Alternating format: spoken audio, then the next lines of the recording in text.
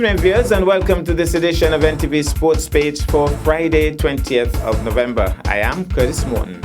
In our headlines, we have an update from the SKNFA playoffs, and in our feature for this evening, Highlights takes care of Easterns. We'll take this break and I'll be right back. I was wondering if cricket should still play in sun. We are very concerned about climate change. Climate change is considered to be the most severe economic and environmental challenge facing humankind. Fishing communities are at the front line of climate change. When that's the soft-line fishing catcheries? We cannot discount the fact that the youths have a very, very powerful voice. Where we're sitting now, there were business places, gas stations, shops, houses that were basically where the sea is now. Can't me ride over this man, but now me can't ride over. Why should you care? Because climate change is at your doorstep.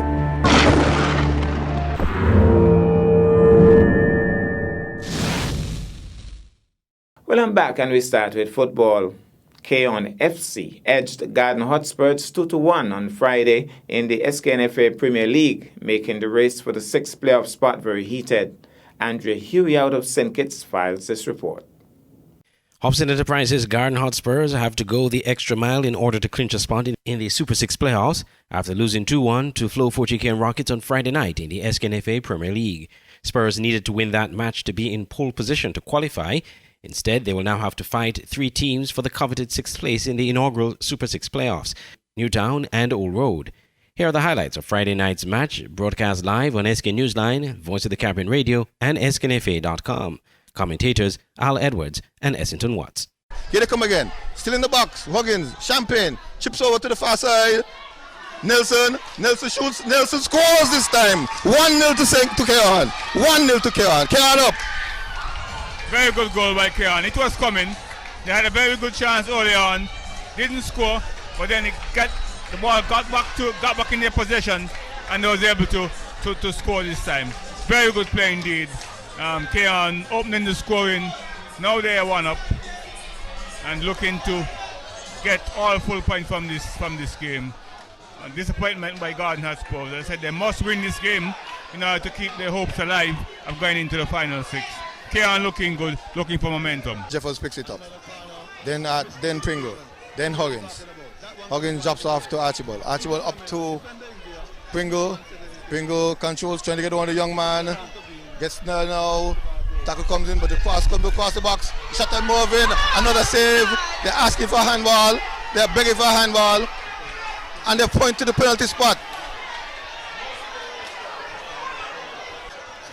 Keon could well take an unassailable lead tonight because they're very difficult for Garden Hotspurs to come back. We have seen them come back on few occasions, but this will put Keon ahead by 2 goals to double the lead. Fortunately, he gets a yellow card against Tuckett. Penalty to Keon. Nelson beats out. Sets up. Nelson scores! 2-0 to Keon. Tuckett chose right. That the ball was going to his left. Dove, but couldn't keep it out.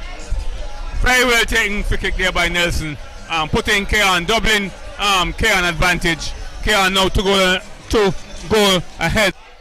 Well, that will become second nature. But here comes Keon. Here comes Paul. This could well be a penalty. Valman shoots and scores easily indeed. Goal to Spurs. 2-1. Penalty converted. Well, that was well taken. He gave the goalkeeper eye. Goalkeeper stood his ground and was looking to go left, then had to adjust, and then he read it well. So the goal scorers, Vince Roy Nelson scoring twice for Keon in the 13th and the 78th minute, the latter being a penalty, and for Spurs, Valman Jeffers scoring a penalty in the 83rd minute. After the match, goalkeeper of the Keon Football Club, Valentine Anthony, believed the team performed as the coach had instructed. Well, the team performance was good tonight. First half, we actually went out, we did what the coach wanted, and then second half, we was looking a bit tired, but in the end, we hold out and we came out with the victory tonight. Well, in the past couple of games, we haven't been able to keep a clean sheet, and that's something we're working on. I think what went wrong that players start to lose focus. We start to give away the ball too much. Spurs were pressuring us, and then we kind of crumbled. But like I said, at the end, we came up with the victory, and we're glad for the 3 points. Spurs coach Austin Deco Huggins admitted that Friday's loss was a setback for the team. It's going to be a tall order. We were sitting in a favorable position, but because of the loss tonight, going to set us back a bit. But hopefully the other team that have their games, hopefully that the results go in our favor, and the next game that we have, we must win that one, and then we just wait and see. In the night's other match, KFC United Old Road Jets were drubbed 3-0 by Rands Village Superstars. The goal scorers Tahir Hanley in the 56th minute, Joseph Wilkes in the 67th minute, and Javon Amory in the first minute of stoppage time. These results mean that both Old Road and Spurs have to win their next matches and hope other results go their way to get a chance to qualify for the playoffs. Meanwhile, St. Peter's FC crushed Elko Limited 8-0 to book virtually their spot in the Super 6 playoffs.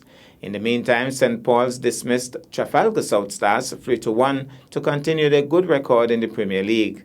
Again, we join Andrew Huey for more.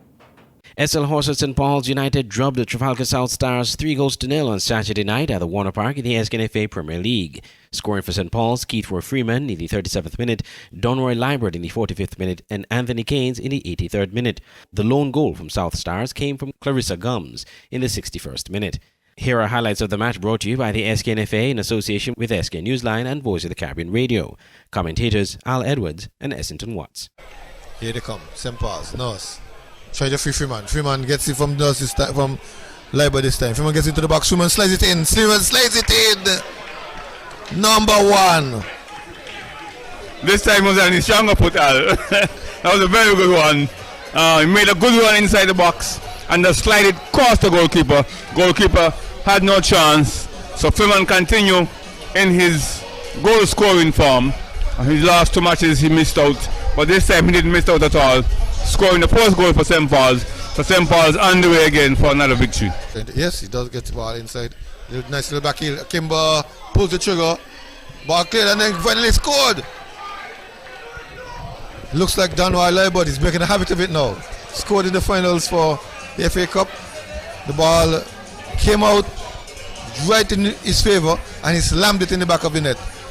It's built from a defense that couldn't handle their own clearance properly, and he stuffed it back in the net. Very good goal by Libert. That's a very good form. Here comes a long, beautiful ball. Shot by Clarissa Gums. Goal by Gums.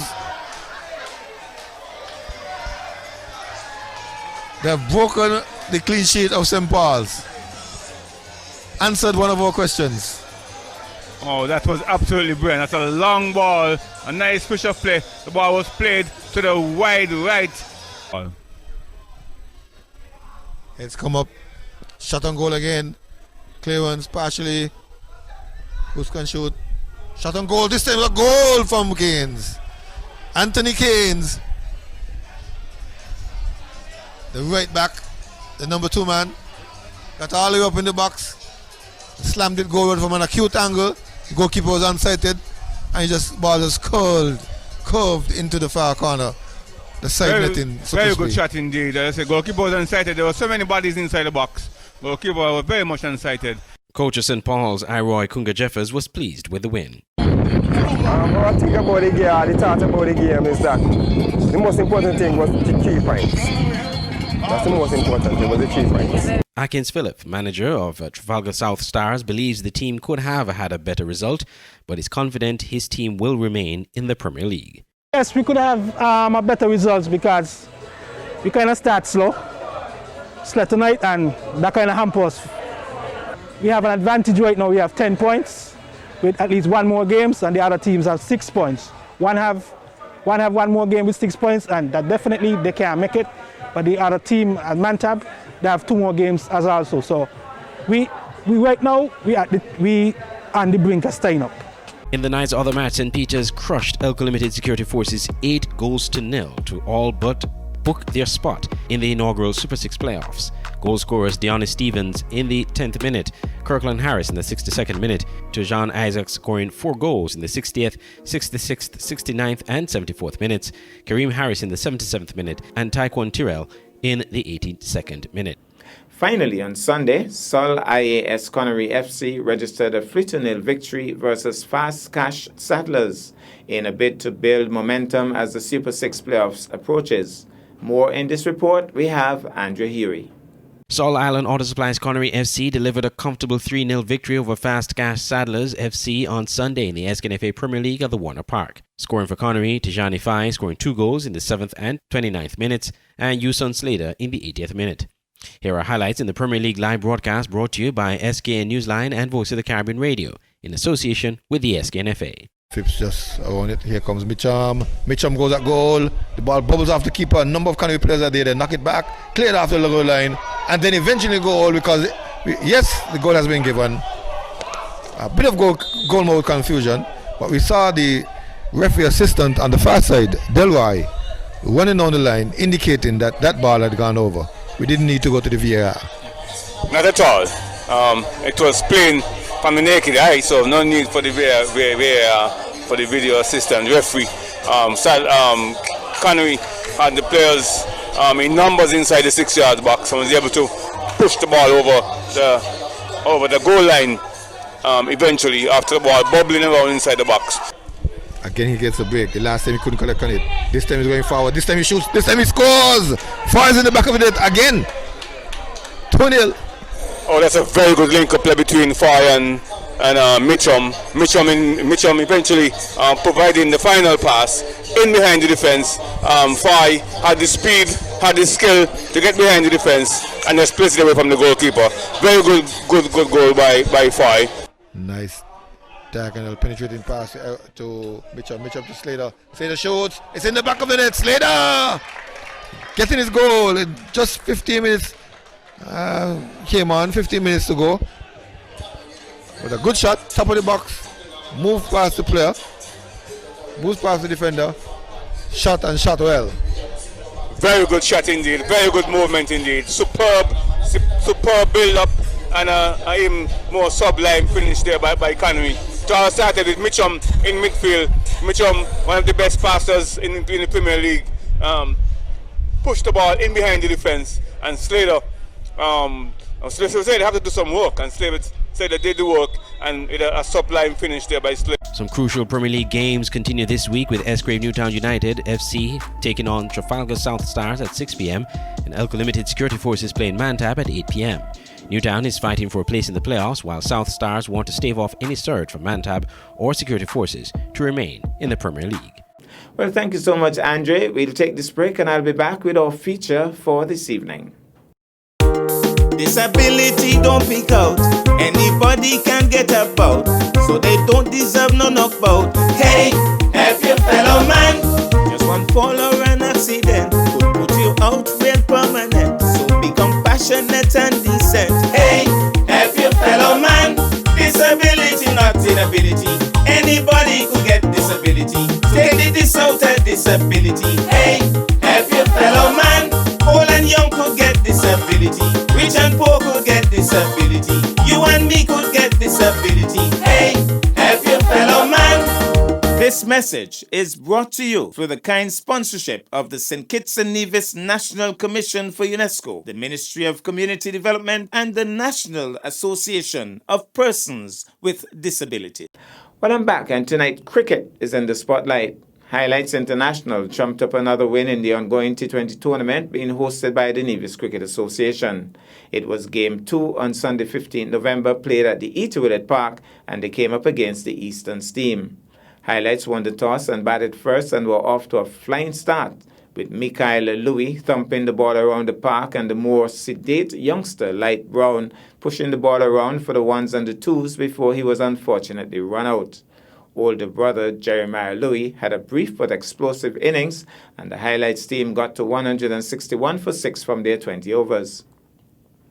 Easterns were set back early in their response as CPL renowned Keswan Archibald found pads and then timber. Veteran Sterling Marshall tried to bring some semblance of respectability to the total, but after he departed, the innings took a downward spiral, and the Eastern's team eventually held out for the 20 overs, getting to 90 for 9. Summary scores: Highlights International 161 for 6 from 19 overs, Michael Louis 56, Jeremiah Louis 39, Light Brown 13. Gilmore Hobson 2 for 43, Sterling Marshall, Sidney Newton and Sylvester Hobson 1 wicket each. Eastern's 90 for 9 from 19, Sterling Marshall 23, and there were some 29 extras. Tariq Newman picked up 3 for 8, Kezran Archibald 2 for 8, Tyler Nisbet, Omari Jones and Light Brown 1 wicket each. Highlights International won by 71 runs. We go now to the E to Willett Park and we pick up the action. Good afternoon. We are here at Elcombe Medatonito Willett Park, formerly Grove Park, this bright and Sunday afternoon, November 15, 2020, to witness the second match for the afternoon, Easterns versus the Highlights team. And first delivery, down the leg side, no doubt will be called wide by umpire Maisy. So as I was saying, that's the second match of the afternoon in Easterns versus the Highlights team. Highlights is taking first knock, and Sylvester Hobson Brown is the bowler from the commentary. As he goes in once again, he bowls to Louis. He's there now, bowls to Louis. He stands straight up, drive it back down to mid-on. Nicely fielded by his brother in Sheldon Brown Hobson. And so it's Sylvester Hobson, I've been corrected. And he's into light once again. And once punk the same way with some more venom. It's one bounce into the bunch before.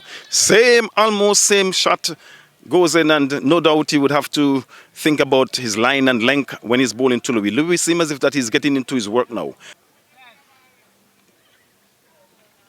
Hobson into Louis. He's there now, bowl to Louis. Louis back and across into the onside. I know that is going to run into the forward of square into the boundary now for 4. 4 runs, a square inches on to 24. 24, beautiful shot into the onside. So it's the experienced Sterling Marshall, vice skipper into bowl. Nicely forward, and it could be a run out with it. Send back. He sent back, no run. Sterling Marshall, there was a lot of bet around the park. Would he be bold enough to bowl after he would have bowled his 4 overs against the Jets team for some 50-odd runs? Into the onside, spank into the onside by Light Brown. Gilmore comes off the boundary and just 1 run. 1 run. I think that Light Brown is learning his craft as he goes along. So he moves on to 76 without loss.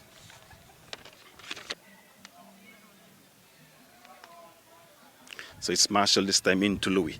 And Louis stumped him! He's out! Ran straight down. Marshall dragged him out and nicely stumped by wicketkeeper Dio Hendrickson. And that is the end of the dangerous Louis, who would have made a half century here. And you can see Marshall now. Marshall has an extra step, pep in step.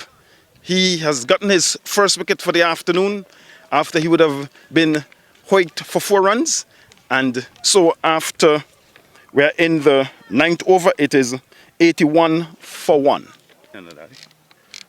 So it's Hobson into Louis. And Louis push it into the onside. And let's see what's going to happen now. There is 1. Would it be 2? Would it be 2? The fielder is very sloppy. Very sloppy, and it's very close. Very close. And you can see he's discussed. The batsman is discussed. He's run out. He's walking. Very good throw. I wouldn't say he was, or maybe he had some sort of strategy, because he was very lazy towards the ball, and then he threw it in and a direct hit, and Light goes run out, unfortunately. So just 1. They attempted the second run. So the score inches on by 1 to 95 for 2.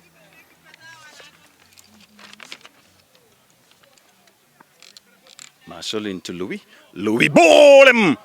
Off stump, gone, flying out of the park.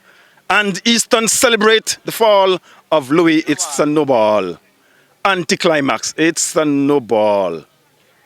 So let's run through this, and Louis seems as if that he ain't recognized it's a low ball. It's a no ball.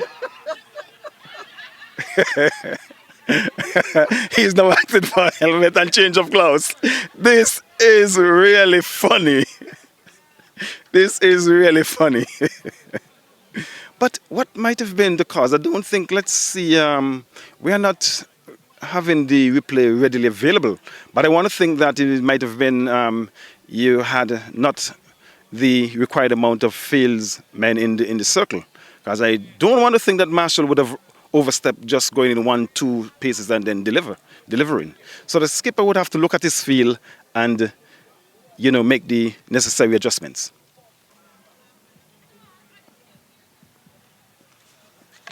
So it's Hobson into bowl to number 17. He drives that one and is easily taken. Easily taken.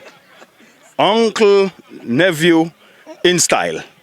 So that's the last of the 4th wicket. So Gilmore is a little expensive, but he has been taking the wickets. He has taken 2 of the 4 wickets thus far. As I said, a little expensive, but once he could take the wicket, I think the Eastern's team would do with that. So that's the end of Louis. With every dot ball, the score rate is going to tick up. Remember, initially it was 8.5 to 3. And it's Powell, and this is very close, very close. I could have given him from here. He needs to get across. Very ungainly, and this one pitched between wicket and wicket and was plumb somewhere around center stump, would have been cartwheeling had it not knocked the stump. So Eastern have lost the first wicket in the person of Sheldon Brown. He has gone, so the score is now 1 for 4 in over number 1. I'm very pleased that the young lad has given a chance to open the bowling. He's there now. He bowled to Manners, and Manners drive that one into the offside, and that's went through Burvis, the captain, like a strainer, and there's 1. And the fielder running around, and he cleans up for the skipper. And that's 2 runs. 2 runs easily taken. But that one went through Burvis just like a strainer.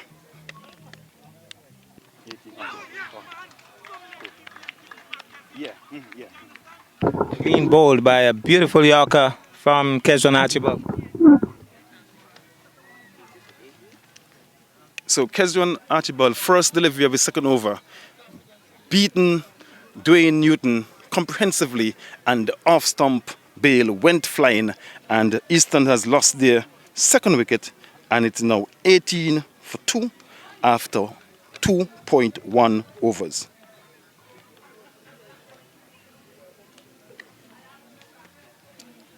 It's Sterling Marshall, the vice captain of the Eastern's team, a veteran. He would have played for Eastern's for a number of years. He would have played football before he got his foot injured, and then he now playing cricket, and he would have played for the Masters team. He's been playing for the Masters team for a number of years, and he's been doing fairly well. So let's see what he can do for his team, the vice skipper for the Eastern team, as he makes his way to the middle.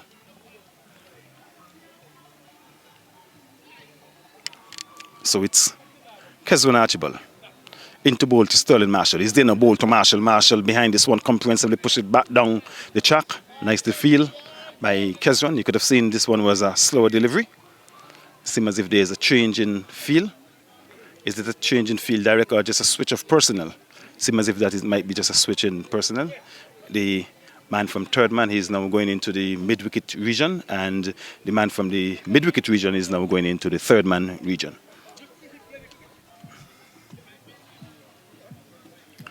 So it's Archibald. This is the free hit. Let's see what Sterling Marshall's going to do with it. He's going to bowl to Marshall. Marshall charge him and push him over extra cover. He's going to run very close to the boundary. Marshall refused to run, and it doesn't go into the boundary, and this is bad cricket. I can't emphasize more. This is sloppy cricket by the Eastern's team. Marshall got the free hit, struck it over extra cover. He thought he would have gone into the boundary. He didn't run, and only 1 run off of that delivery. Bad cricket by the Eastern's cricket team. Newman from the batter to end into Marshall. I think Marshall is scooping him as I thought, and he is over point, and there's 1, and there would never be more than 1 with Marshall in the wicket running. Just 1 run to the total, 1 run to Marshall. The score inches on by 1 to 35, and we're in the 7th over.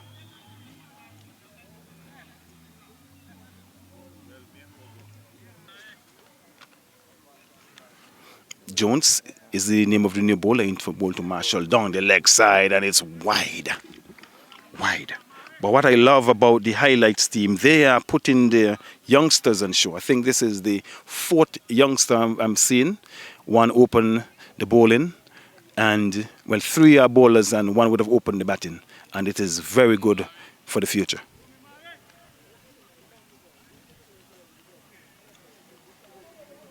So it's Jones from the far end into ball to Marshall, and Marshall swing that into the onside, and this would go into the boundary. Long leg boundary for 4. 4 beautiful runs by Sterling Marshall. As I said earlier on, if Easterns to have a chance, a sniff of a chance, Sterling Marshall would have to bat and bat well and bat to the end. For 9 in the 19th and final over. As Jones makes his way into Liebert, is the ball to Liebert, and Liebert went for an extravagant drive, misses, and nicely taken by wicket keeper. And no run. Makes his way. Would it be a wicket? Would he come not out? What is it going to be? He bowled now, and it's not the final delivery, and they're going to take everything. Is going to be out now. So there are going to be 2 runs, and they are now on 90 because it was a wide, and they managed to get through. So when I thought that was a final delivery, I should have said with the exception of a wide or a no ball. So this hopefully would be the last delivery. It's getting really dark here at the ETW Park. And Fifield has a responsibility to negate the final delivery. Can he do it? Jones is there now, ball to Fifield, and it's outside the off stump, and it's another wide. 2, and there's a bet going around the grounds. Can Eastern reach their 100? Bearing in mind that there's only 1 legal delivery left, and they are 92. But someone is willing to bet that Easterns could reach their 100. Let us see. Final delivery, I think. And he bowls to Fifield, and it's another wide.